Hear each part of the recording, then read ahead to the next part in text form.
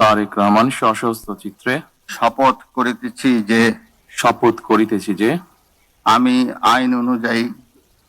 আইন অনুযায়ী সরকারের প্রধানমন্ত্রী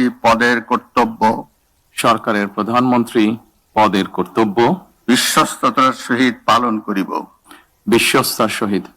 করিব। ত্রয়োদশ জাতীয় সংসদ নির্বাচনের পর শপথ গ্রহণের মধ্য দিয়ে গঠিত হয়েছে নতুন সরকার। তারেক রহমানের নেতৃত্বে তৈরি হয়েছে নতুন মন্ত্রী পরিষদ। এর আগে শপথ নিয়েছেন নতুন প্রধানমন্ত্রী ও বিএনপির চেয়ারম্যান তারেক রহমান।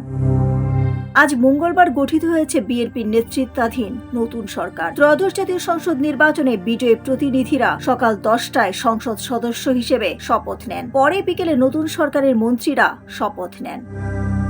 নতুন সরকার গঠনের পর আগামীকাল বুধবার সচিবালয়ে অফিস করবেন নতুন প্রধানমন্ত্রী তারেক রহমান। প্রথম কার্যদিবসে মন্ত্রী পরিষদ সদস্যদের সঙ্গে বিশেষ বৈঠক এবং সচিবদের সঙ্গে মতবিনিময় সভা করবেন তিনি। মন্ত্রী পরিষদ সূত্র এ তথ্য নিশ্চিত করেছে।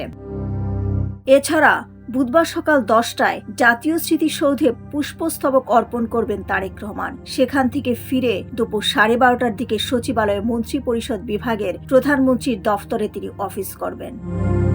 সেখানে মন্ত্রী পরিষদ বিভাগের কর্মকর্তাদের সঙ্গে পরিচিত ও মতবিনিময় সভায় অংশ নেবেন। সভা শেষে সচিবালয়ে দুপুরের খাবার গ্রহণ করে বিকাল 3টায় মন্ত্রী পরিষদের বিশেষ বৈঠক করবেন।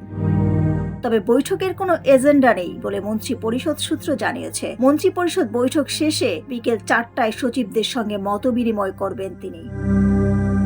ডেস্ক রিপোর্ট, সোনালী নিউজ।